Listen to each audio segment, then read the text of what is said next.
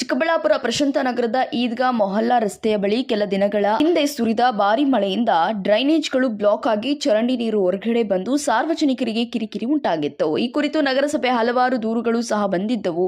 ಇದರಿಂದ ನಗರಸಭೆ ಅಧಿಕಾರಿಗಳು ಸಿಬ್ಬಂದಿಯನ್ನ ಕಳುಹಿಸಿ ರಾಜಕಾಲುವೆ ಮೇಲೆ ಕಟ್ಟಿಕೊಂಡಿದ್ದ ಮನೆಗಳನ್ನ ಮತ್ತು ಅದರ ಮೇಲಿದ್ದ ಇನ್ನಿತರ ಸಾಮಾನುಗಳನ್ನ ಜೆಸಿಬಿ ಮೂಲಕ ತೆರವು ಮಾಡಲು ಮುಂದಾಗಿದ್ದಾರೆ.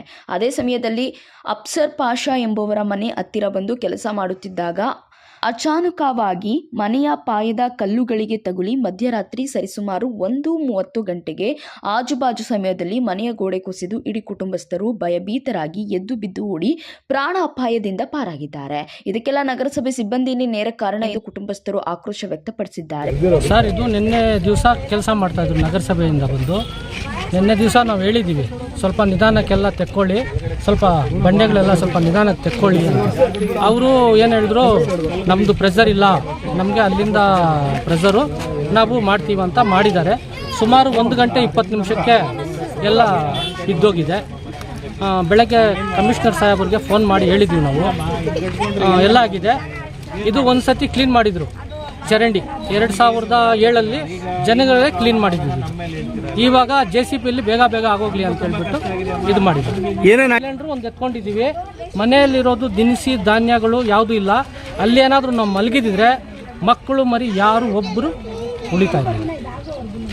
ಎಷ್ಟೊತ್ತಲ್ಲ ಆಯ್ತಿದ್ದಲ್ಲ? ಸುಮಾರು 1 ಗಂಟೆ 20 ನಿಮಿಷಕ್ಕಾಗಿದೆ. ನಿಮ್ಮ ಹೆಸರು? ಅಫ್ಸರ್ ಪಾಷಾ. ಇನ್ನು ಈ ವಿಷಯ ತಿಳಿಯುತ್ತಿದ್ದಂತೆ ನಗರಸಭೆ ಅಧಿಕಾರಿ ಮಂಜುನಾಥ್ ಸ್ಥಳಕ್ಕೆ ಭೇಟಿ ನೀಡಿ ಪರಿಶೀಲನೆ ನಡೆಸಿ ಸಂಕಷ್ಟದ ಕುಟುಂಬದ ಜೊತೆ ಮಾತನಾಡಿ, ಇದು ಬೇಕು ಅಂತ ಮಾಡಿದಲ್ಲ, ಆಕಸ್ಮಿಕವಾಗಿ ಆಗಿರುವುದು ಅಂತ ಹೇಳಿ ಈಗ ಇನ್ನೇನು ಹಾನಿ ಆಗಿದೆಯೋ ಅದನ್ನೆಲ್ಲ ಸರಿಪಡಿಸಿಕೊಡುವುದಾಗಿ ಹೇಳಿದ್ದಾರೆ. ಮುಂದೆ ಬಂದು ನಿಮಗೆ ಗೊತ್ತು, ನನ್ನ ಮನೆ ಏನಾಗಿರೋದು ನನಗೆ ಗೊತ್ತು.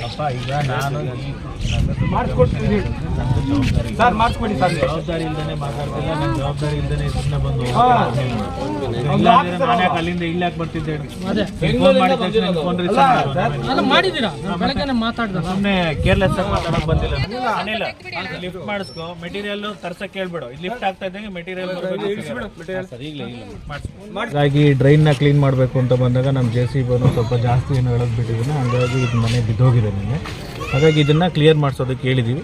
ಅದೇನಿದೆಯೋ ರಿಪೇರಿನೆಲ್ಲ ನಾವು ಮಾಡಿಸ್ಕೊಡ್ತೀವಿ.